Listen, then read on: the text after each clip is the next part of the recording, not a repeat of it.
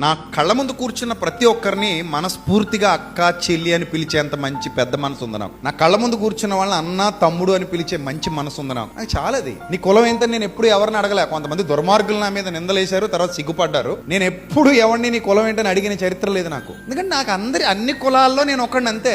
నేను ఎప్పుడు ఎవరిని నీ కులం ఏంది, నీ మతం ఏందని అడగ. అన్నయ్య లేకపోతే తమ్ముడు, ఈ రెండు పదాలే వచ్చి నాకు. అయ్యగారు అని కూడా ఎప్పుడు పిలిపించుకోలేదు.